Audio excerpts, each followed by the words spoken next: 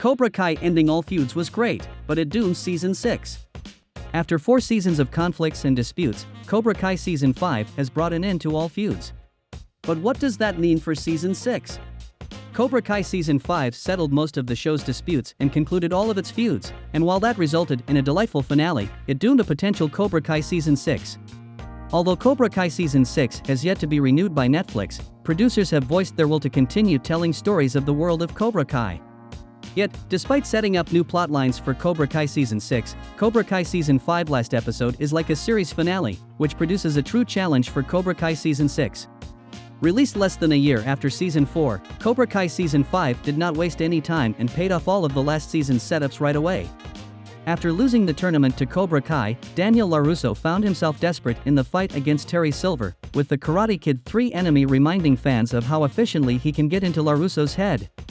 With no tournament involved and protagonists ready to fight to the death, Cobra Kai Season 5 increased the stakes and felt like a climax of everything the show had set up so far.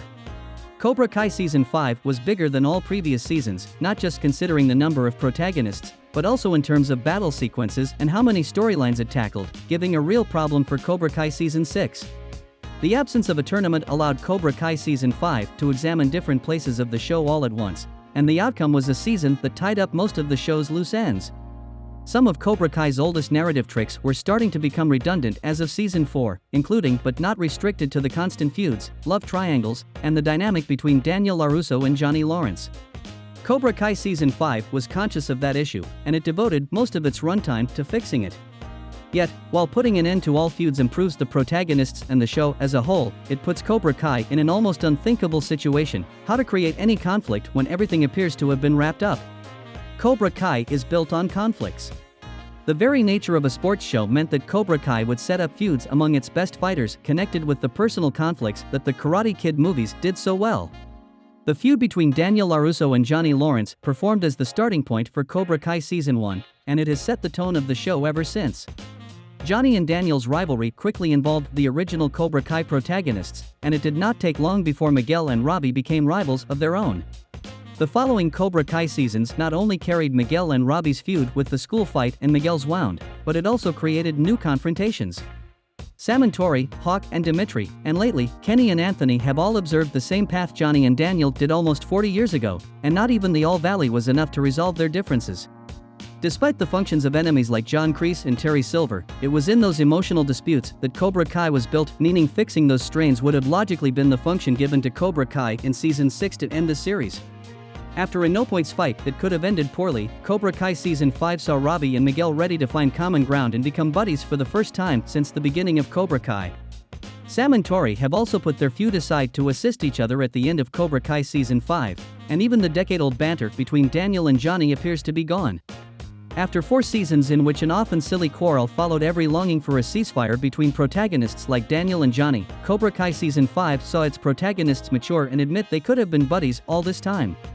While an argument can be made that the resolution of some of those feuds occurred way too easily, as seen with Miguel and Robbie as well as with Sam and Tori in Cobra Kai, the show had delayed the end of those quarrels for far too long. Even if Cobra Kai Season 5 is not meant to be the end of the show, having protagonists like Miguel and Robbie still loathing each other going into the next season would have been an error. However, as great as it is seeing the Cobra Kai protagonists grow, the show has now written itself into a corner for Cobra Kai Season 6. As a story built on feuds and contest, Cobra Kai Season 6 has seemingly nowhere to go. Granted, the Cobra Kai Season 5 finale concluded with Kreese's surprising recovery, but that alone is not enough to support a totally new season. Daniel and Johnny are now buddies and co-founders of a new dojo. Most of Cobra Kai's main protagonists are now fighting for the same side, and all of the Cobra Kai students have fled the dojo after finding out Terry Silver bribed the referee during the All Valley tournament.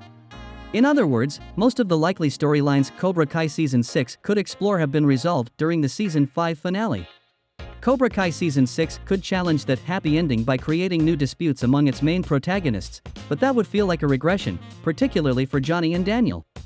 Cobra Kai Season 5 concluded with a tease that Miyagi-Do and Eagle Fong will be combined into one single ideology with a new name, and therefore it would not make much sense, from a story perspective, for Johnny and Daniel to break up again. Kreese may be a powerful enough adversary to carry an entire season of Cobra Kai, but whether that will function relies on what else Cobra Kai Season 6 will have to deliver. Aside from Kreese's return, the major story point for Cobra Kai Season 6 is the Sekai Taikai. Introduced during the latter half of Cobra Kai Season 5, the Sekai Taikai is a fictional global tournament in which dojos from all over the world compete for the title of #1 karate philosophy. Joining the Sekai Taikai with Cobra Kai has been Terry Silver's plan for decades, and while Silver himself is now in jail, the Cobra Kai dojo will likely fight in the tournament with Sensei Kim as its leader. Gianni and Daniel's untitled dojo has also been selected for the Sekai Taikai, which suggests a likely Cobra Kai Season 6 might take place mostly in another country. A global tournament in which the enemies are new protagonists from all over the globe can help Cobra Kai Season 6 start new conflicts, and it would cause the next Cobra Kai season feel distinct from the first 5. Still, relying on the tournament dynamic throughout a whole season might not work, which is why Kreese, Terry Silver, and Sensei Kim must have a substantial endgame strategy in Cobra Kai Season 6. And that wraps it up for today's video. We love to mix a little bit of speculation with facts. If you like this video and want to hear from us again, click the subscribe button below before leaving so we know that you enjoyed our video. Also, don't forget to watch our other videos. See you next time.